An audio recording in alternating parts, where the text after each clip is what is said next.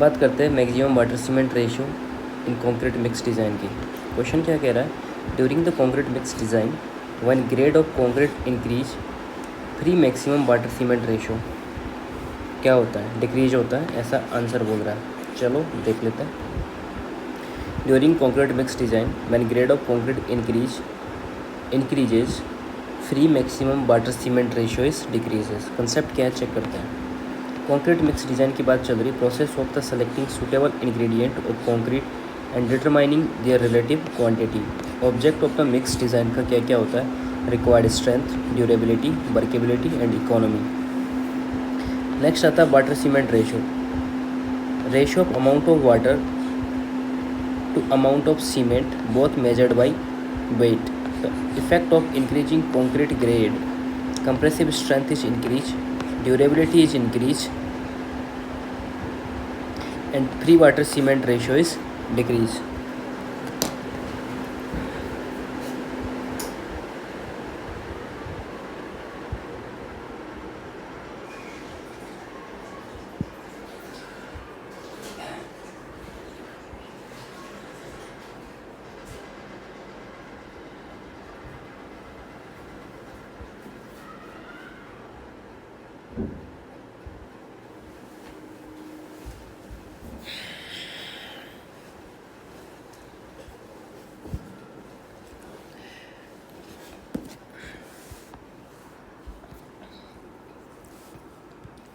Next बात करते हैं durability requirement of concrete in exposure conditions के बारे में।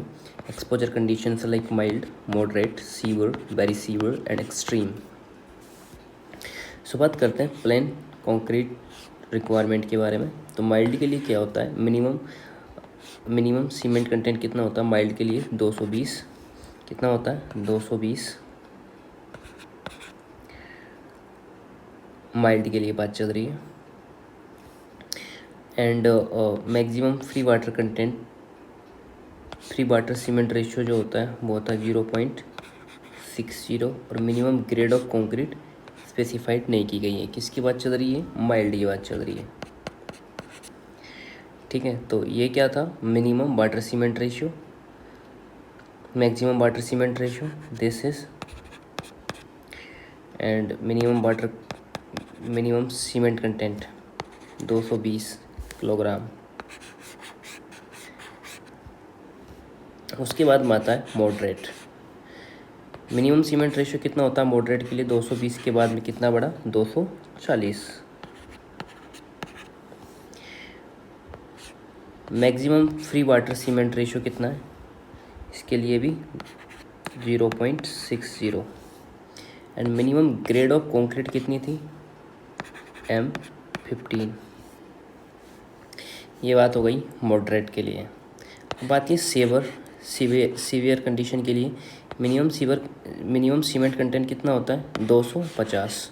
अब की बार कितना बटा, 10, 250 ये सीवियर के लिए। Maximum free water cement ratio कितना है, 0.50। और ग्रेड कितनी है, M20।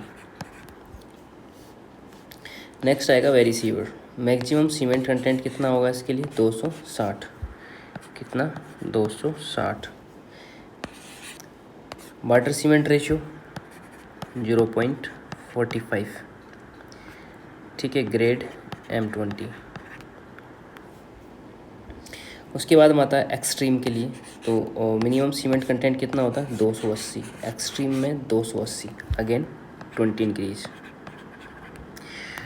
और वाटर सीमेंट रेशियो 0.40 और ग्रेड M25। तो किससे बढ़ रहा है, 0.66 mild, moderate, severe, very sewer और एक्सट्रीम। 0.60 2 टाइम, 50, 45 और 40। ठीक है, 220, 240, 250, 260 और 280। ठीक है, ऐसे याद रखना है। अब बात करते हैं रेनफोर्स्ड कंक्रीट रिक्वायरमेंट के बारे में। तो माइल्ड के लिए कितना रेनफोर्स होता है, मिनिमम सीमेंट कंटेंट कितना होता है, रेनफोर्स्ड कंक्रीट रिक्वायरमेंट माइल्ड के लिए कितना होता है, 300। और मिनिमम सीमेंट कंटेंट कितना होता है माइल्ड के लिए 300, और वाटर सीमेंट रेशियो कितना चाहिए 0.45, और मिनिमम ग्रेड ऑफ कंक्रीट कितनी चाहिए M20। ठीक है, किसके लिए, मॉडरेट के लिए। अब बात करते हैं मॉडरेट। मॉडरेट के लिए क्या होता है, मिनिमम सीमेंट कंटेंट कितना है 300। तो माइल्ड की बात करते हैं,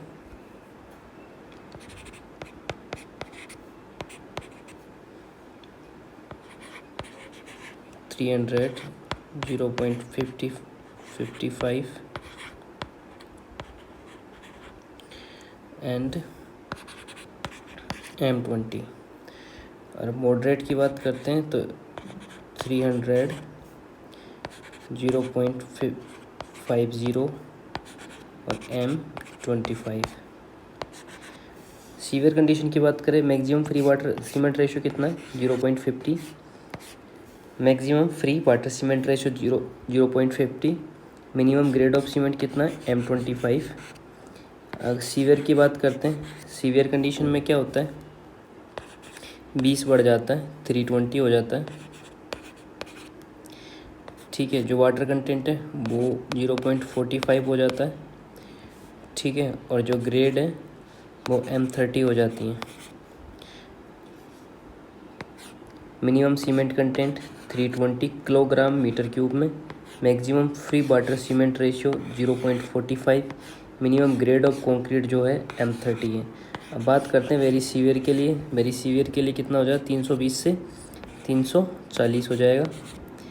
ठीक है, और जो फ्री वाटर सीमेंट रेशियो है मैक्सिमम वो हो जाएगा 0.45, और ग्रेड जो है वो अपने सीक्वेंस में बढ़ती रहेगी M35। ठीक है, ये वेरी सीवियर के लिए होगा 340, 45, M35। उसके बाद बात करते हैं एक्सट्रीम कंडीशन के लिए। तो मिनिमम सीमेंट कंटेंट जो हो जाएगा वो हो जाएगा 360। ठीक है, फ्री वाटर कंटेंट रेशियो कितना हो जाएगा 0.40 विच इज़ मैक्सिमम। उसके बाद मिनिमम ग्रेड ऑफ कंक्रीट अपने सीक्वेंस में रहेगा M40। तो RCC के कंक्रीट की अगर बात करें तो उसमें जो ग्रेड है वो सीक्वेंस में इंक्रीज करती है, तो आपको इसमें कंफ्यूज नहीं होना है। उसके बाद में 0.55, 0.50, 0.45, 0.45 और 40। ठीक है, तो mild, moderate, severe, very severe और एक्सट्रीम।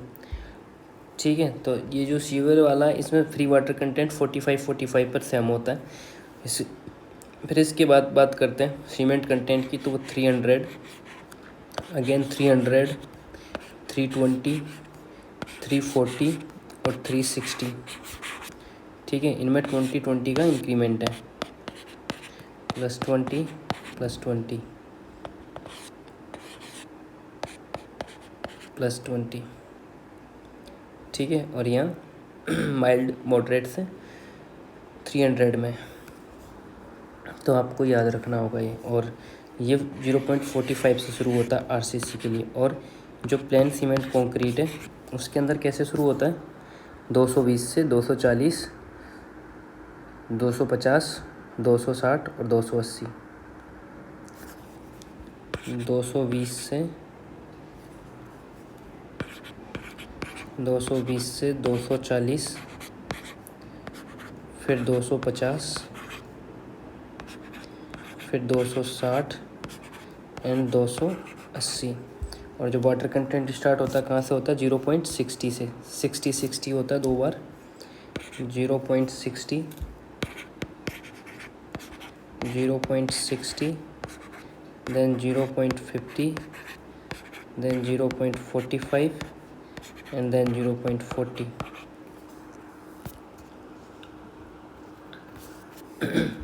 इसमें पहली ग्रेड नहीं होती है माइल्ड के लिए, M15, M20, M25 और M30 इसकी मैक्सिमम ग्रेड होती है। M15, M20, M20 2 बार है, M20 ये ध्यान रखना है। यहाँ पर मिस्टेक होगी, M2020 देन M25।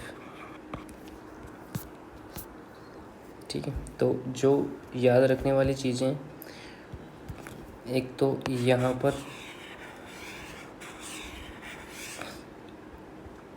ठीक है, दूसरा दिस वैल्यू, तीसरी दिस वन। ठीक है, बाकी तुम कर लोगे।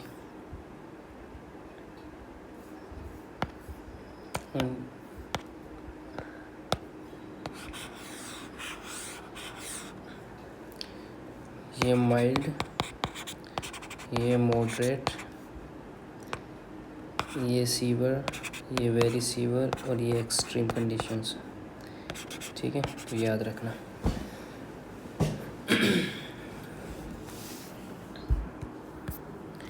Next, the depth of beam in working stress method. Question में क्या दे रखा है?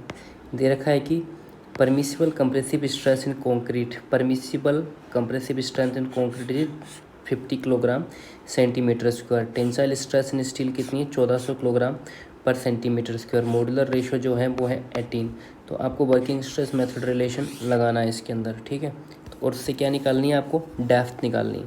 तो डेप्थ निकालने के लिए वर्किंग स्ट्रेस मेथड क्या होता है? एम बराबर Q into B into D square होता है।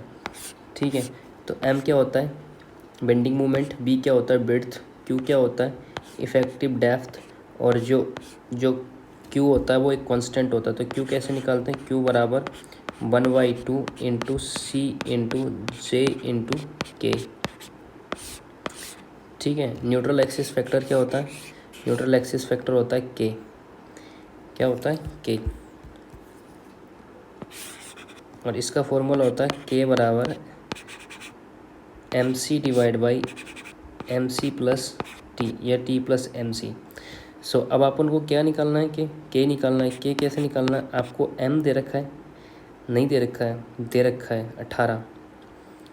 ठीक है, कांस्टेंट कितना दे रखा है आपको? Permissible compressive stress in concrete. तो निकालते हैं 18, सी की वैल्यू 50 दे रखी है, डिवाइड बाई 18 इंटू 50, और जो टी की वैल्यू दे रखी है वो कितनी दे रखी है? Total tensile stress in steel 1400 दे रखा है। इसको सॉल्व करने के बाद में की वैल्यू कितनी आती है? 0.39। ठीक है, लीवर आर्म कैसे निकालना है? लीवर आर्म की बात करते हैं, लीवर आर्म फैक्टर के बारे में। तो लीवर आर्म निकाला जाता है J is equals to 1 minus K/3। ठीक है, तो ये 1 माइनस 0.39 डिवाइड बाई 3 करने के बाद में ये जो वैल्यू निकल के आएगी J की, वो 0.87 आएगा। अब इसका सॉल्यूशन निकाल लेते हैं। अब अपने पास में J आ गया, तो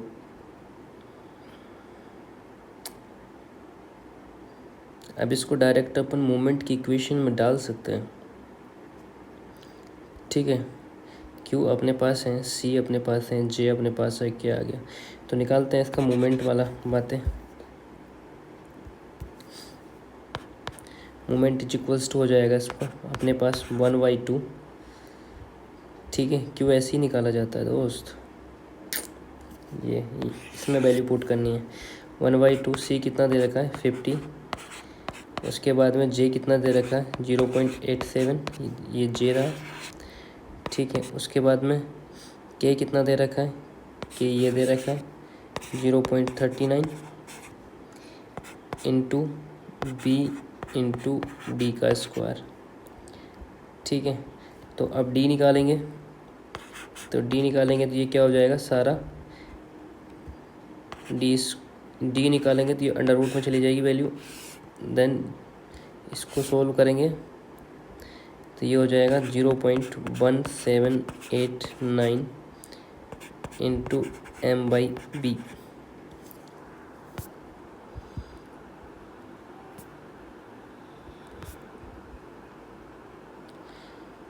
और यही ऑप्शन में शायद जो लिख रखा है कि this was in correct option.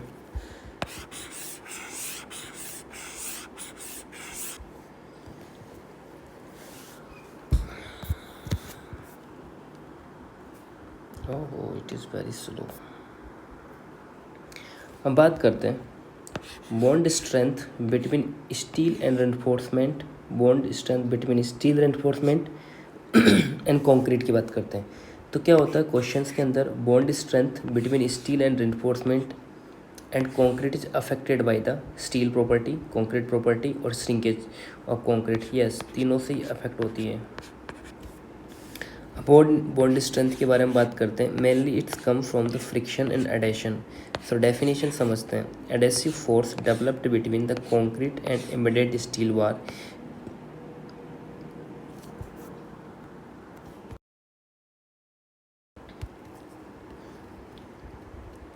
Which resist the force trying to push और पुल द बार। नेक्स्ट आता है फैक्टर अफेक्टिंग बॉन्ड स्ट्रेंथ। कौन कौन से फैक्टर है जो बॉन्ड स्ट्रेंथ को अफेक्ट करता है? पहला आता है स्टील प्रॉपर्टी, दूसरा आता है concrete property. So relative movement due to volume change, example concrete and shrinkage.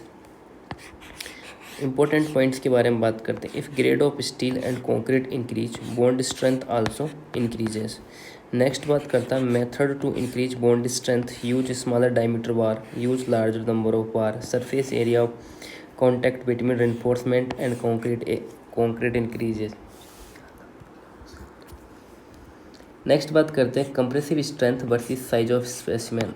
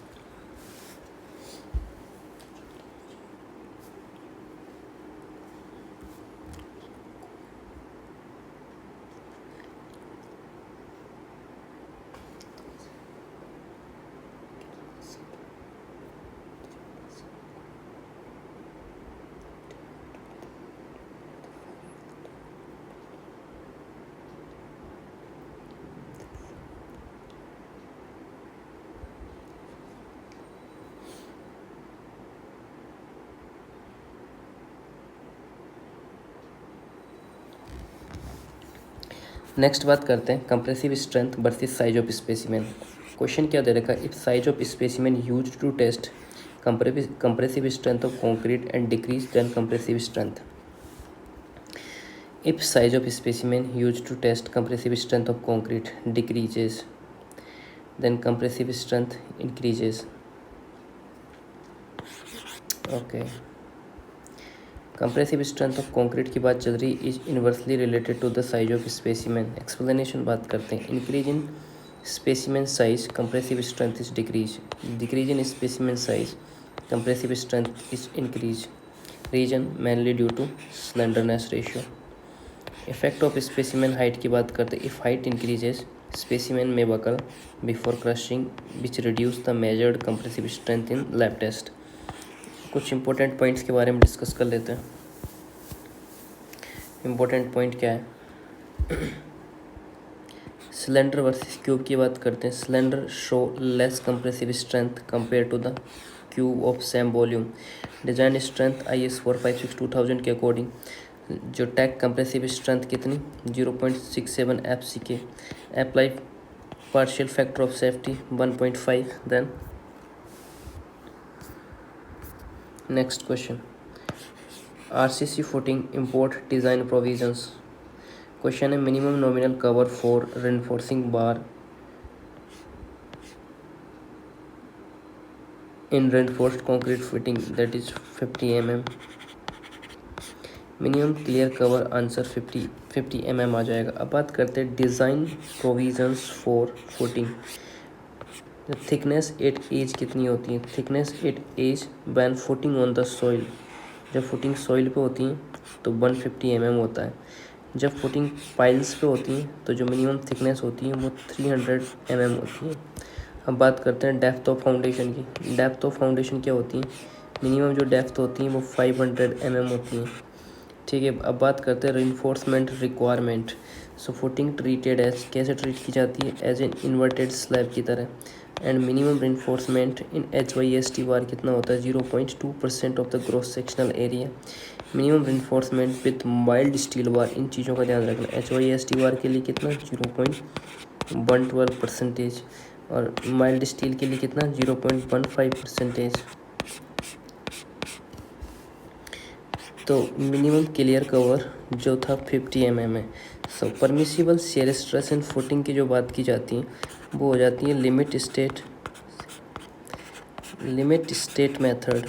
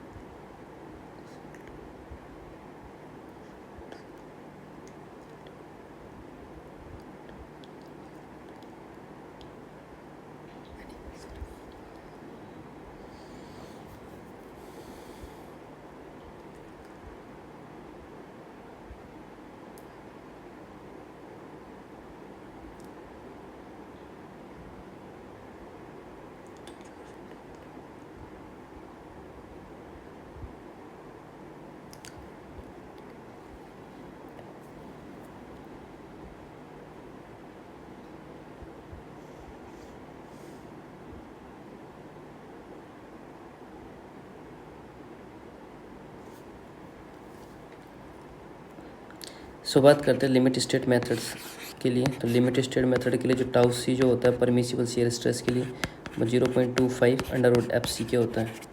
Working stress method के लिए जो टाउ सी होता है वो कितना होता है? 0.16 √FC के होता है।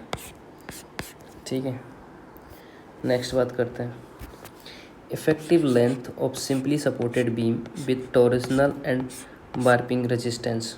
सो क्वेश्चन का कंसेप्ट क्या होता है कि बीम टाइप है, सिंपली सपोर्टेड बीम है, कंडीशन क्या है? End restrained against torsion. ठीक है, compression flange partially restrained against the lateral bending. तो इफेक्टिव लेंथ कितनी होगी इसकी? तो इफेक्टिव लेंथ 0.85 इंटू स्पैन होती है। ठीक है, एंड कंडीशन अगेंस्ट रोटेशन। ये क्वेश्चन डिफ़िकल्ट है, इसका बार बार रिवीजन करना है, इसको अच्छे से समझना है। तो इसकी डेफिनेशन देखते हैं। तो ओरिजिनल रेस्ट्रेंट है prevent rotation about the longitudinal axis. Warping restraint prevent rotation of the flange in its plane. So ठीक है, ये इसकी डेफिनेशन है। अब एक एक करके समझते हैं। Effective length based on the support restaurant. तो फुल्ली रेस्ट्रेंट टॉर्जन की बात करते हैं, बोथ फ्लेंज फुल्ली रेस्ट्रेंट, तो उसके लिए कितनी होती है? 0.70 नॉर्मल लोडिंग, और डिस्टेबलाइजिंग लोडिंग कितनी होती है? 0.85। नेक्स्ट आता है compression flange fully restaurant. Compression flange fully restaurant, normal loading कितनी होती है? 0.75, और डिस्टेबलाइजिंग लोडिंग कितनी होती है? 0.90। बोथ फ्लेंज पार्शली रेस्ट्रेंड, तो नॉर्मल लोडिंग कितनी होती है? 0.80 L, और डिस्टेबलाइजिंग लोडिंग कितनी होती है? 0.95। नेक्स्ट आता है compression flange partially restrained, normal loading कितनी होती है?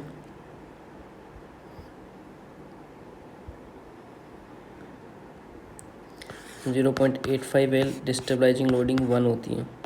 Warping note restrained in both flange 1 और 1.20 L। partially restrained by bottom flange support condition, warping is not restrained in both flange, तो normal loading होती 1.L plus 2D, destabilisation loading जो होती है 1.2L plus 2D होती है। ये बिल्कुल भी याद नहीं रह पा रहा, तो सही से रखना है इसको दिमाग में। Partially restrained by bottom flange bearing support, warping is not restrained in both flange. पहला आता है normal loading 1.2 L plus 2D and stabilizing loading 1.4 L plus 2D। Next question की बात करते हैं। Short column with eccentric loading और brittle material. Problem क्या है कि column type short column with symmetric cross section है, मटेरियल ब्रिटल मटेरियल यूज़ हो रहा है, तो लोडिंग जो होती है eccentric vertical loading P at eccentricity E। So requirement क्या है, eccentricity E to avoid tensile stress, तो वो आता है E is less than H/6। ठीक है, रीजन क्या होता है, due to eccentric loading direct stress developed, bending stress also developed. तो direct stress compressive stress developed होती हैं। तो स्ट्रेस एक्सट्रीम फाइबर क्या होगा, स्ट्रेस इन एक्सट्रीम फाइबर होता है P/±M/Z होता है। कंडीशन टू अवॉइड टेंशन में क्या होता है, PA-M/Z greater than equals to 0। So derived condition क्या होगी, P/BH greater than equal PE/BH²/6। So therefore E जो होगा वो लेस दैन इक्वल टू होगा H/6 के, क्योंकि ये कट जाएगा, ये कट जाएगा।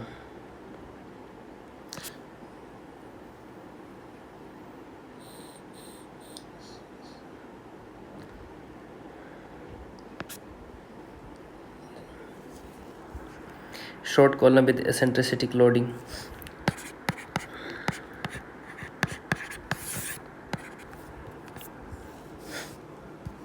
नेक्स्ट क्वेश्चन बात करते हैं punching shear in square footing. क्यों क्या होता है punching shear resistance per unit area, A क्या होता है side of square footing, B क्या होता है साइड ऑफ कॉलम, डब्ल्यू क्या होता है load carried including weight of footing, और डी जो होता है वो depth of footing considering punching shear होता है। अब बात करते हैं stress due to load. Stress due to load में क्या होता है, स्ट्रेस होता है W/A²। ठीक है, तो critical section for punching share की बात करते हैं, ये अकर होता है 8D/2 from face of column. ठीक है, स्ट्रेस ड्यू टू लोड की बात चल रही। पंचिंग शेयर रेजिस्टेंस फोर्स क्या होता है, पंचिंग रेजिस्टेंस फोर्स जो होता है वो होता है P/W/A² इंटू A² - B+D का स्क्वायर होता है। ठीक है, उसके बाद में अप्रोक्सीमेट एक्सप्रेशन देखते हैं। अप्रोक्सीमेट एक्सप्रेशन में क्या होता है, W/A² into A² - B² divide by 4 into D into B होता है।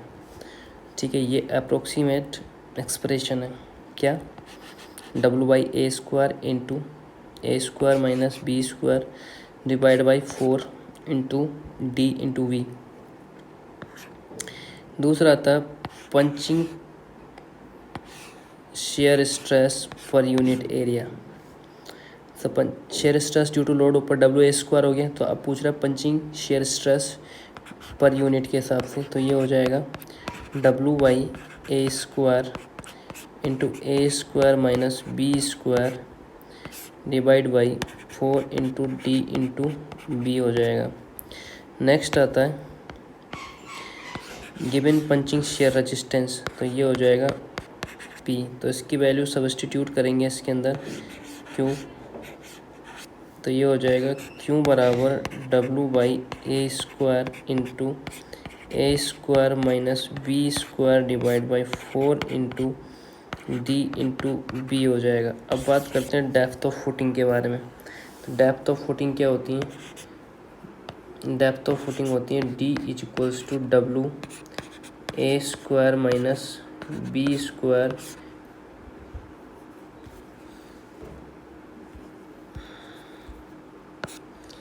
डिवाइड बाई 4 A² B और Q हो जाएगा।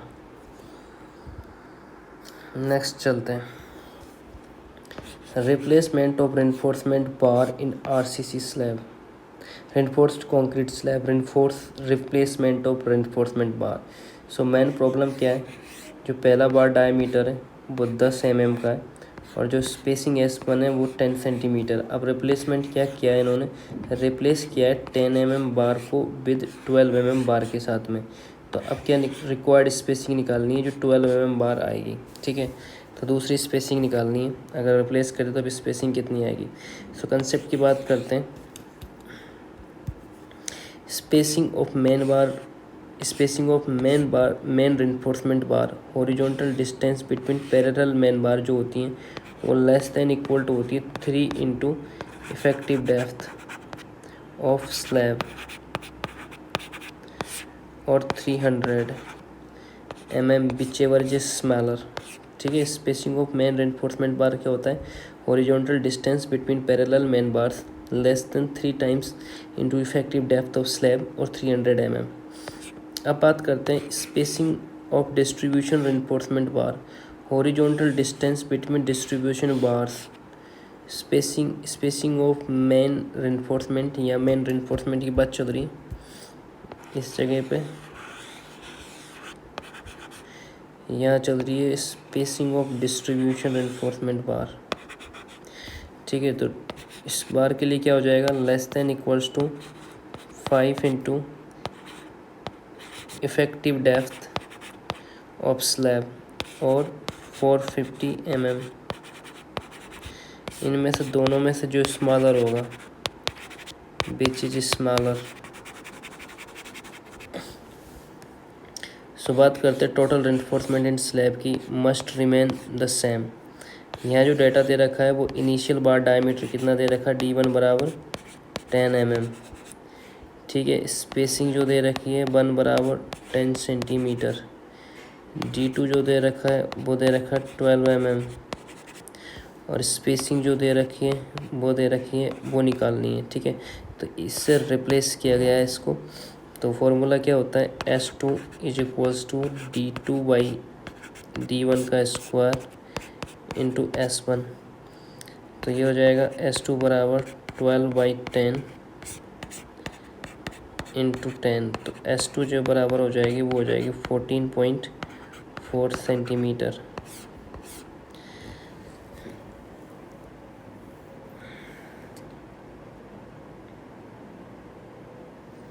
तो स्पेसिंग ऑफ जो 12 mm बार जो होगी ना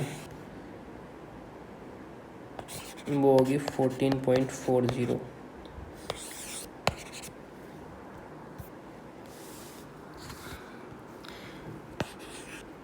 target mean strength and standard deviation concrete mix design की बात करते हैं। प्रॉब्लम की बात करते हैं। ग्रेड ऑफ कंक्रीट जो होती है M20 होती है। टारगेट मीन स्ट्रेंथ कितनी तरह की, 27 न्यूटन पर mm। तो क्या निकालना है, स्टैंडर्ड डेविएशन निकालना है। फॉर्मूला सिंपल सा आपको पता ही है क्या होता है,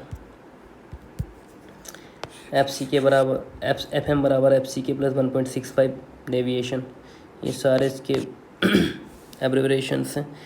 सो M10 और M15 के लिए कितना होता है स्टैंडर्ड डेविएशन, 3.5। M20 से लेके M25 के बीच में कितना होता है, के लिए होता है 0.4 होता है न्यूटन पर mm स्क्वायर। M30, 35, 40, 45 और 50 इसके लिए जो स्टैंडर्ड डेविएशन होता है वो 5 होता है। इसके लिए 3.5 होता है, ठीक है। तो FC के दे रखा है 20, FM दे रखा है 27। तो कैलकुलेशन में इन सब चीज़ों को फिट करने के बाद में कितना आ जाएगा,